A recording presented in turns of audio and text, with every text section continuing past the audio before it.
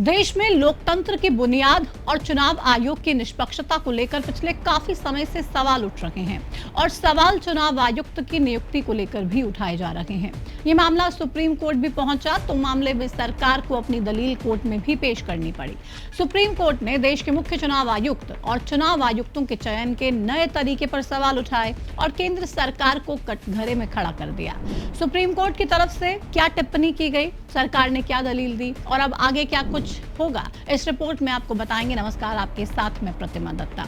देश में चुनाव आयोग की निष्पक्षता और मुख्य चुनाव आयुक्त चुनाव आयुक्तों की नियुक्ति को लेकर उठ रहे गंभीर सवालों के बीच अब इस मामले में सुप्रीम कोर्ट ने तल्ख टिप्पणी की है।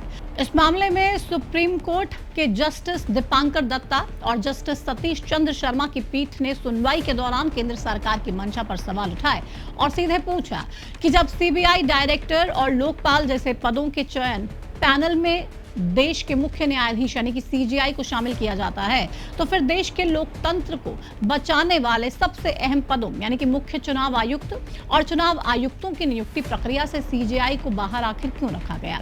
कोर्ट ने कहा कि इलेक्शन कमीशन को सिर्फ इंडिपेंडेंट होकर काम नहीं करना चाहिए बल्कि उसे इंडिपेंडेंट दिखना भी चाहिए। अदालत की इस गंभीर टिप्पणी के बाद अब पूरे देश में 2023 के नए कानून को लेकर एक बार फिर से बहस छिड़ गई है। ऐसे में सवाल यह है कि चुनाव आयुक्तों की नियुक्ति को लेकर नए कानून पर बवाल क्यों मचा हुआ है। दरअसल ये पूरा मामला केंद्र सरकार के साल 2023 में बनाए गए नए कानून की वैधता से जुड़ा हुआ है। साल 2023 में सुप्रीम कोर्ट की 5 जजों की संवैधानिक पीठ ने फैसला दिया था कि जब तक संसद कोई कानून नहीं बनाती तब तक सीईसी और चुनाव आयुक्तों की नियुक्ति 3 सदस्यों वाले पैनल की सिफारिश पर होगी, जिसमें प्रधानमंत्री, सीजेआई और विपक्ष के नेता शामिल होंगे। सुप्रीम कोर्ट के आदेशों के बाद मोदी सरकार ने संसद में नया कानून पास किया और चयन पैनल से सीजेआई का नाम हटा दिया। नए कानून के मुताबिक अब पैनल में 3 लोग हैं, प्रधानमंत्री, विपक्ष के नेता और प्रधानमंत्री द्वारा नामित एक कैबिनेट मंत्री।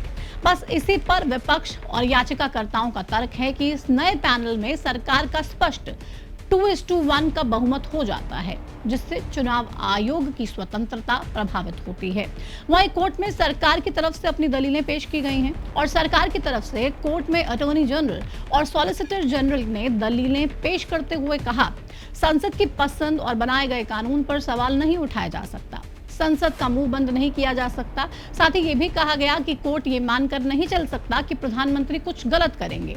पीएम के पद की अपनी एक गरिमा और पवित्रता होती है, लोगों को पीएम पर भरोसा करना चाहिए। उन्होंने तर्क दिया कि जब कैबिनेट चुनने के लिए किसी सलाह की जरूरत होती है तो चुनाव आयुक्त चुनने में क्यों। सुप्रीम कोर्ट ने अपना फैसला सुरक्षित रख लिया। अभी फैसला नहीं आया है, लेकिन सुप्रीम कोर्ट की इन तल्ख टिप्पणियों से इतना तो साफ है कि संवैधानिक संस्थाओं की स्वायत्तता से किसी भी तरीके का कोई समझौता नहीं किया जा सकता, क्योंकि देश में लोकतंत्र की पहली शर्त यही है कि देश में स्वतंत्र और निष्पक्ष चुनाव हो। अब सभी की नजरें सुप्रीम कोर्ट के फैसले पर टिकी हुई हैं। क्या फैसला आएगा, क्या नियमों में फिर बदलाव होगा या फिर सरकार की दलीलों के बाद सब कुछ ठीक हो जाएगा, ये तो फैसले के बाद ही पता चलेगा और जो भी अपडेट आएगी हम आप तक जरूर पहुंचाएंगे। फिलहाल इस वीडियो में इतना ही, मुझे दीजिए इजाजत। नमस्कार।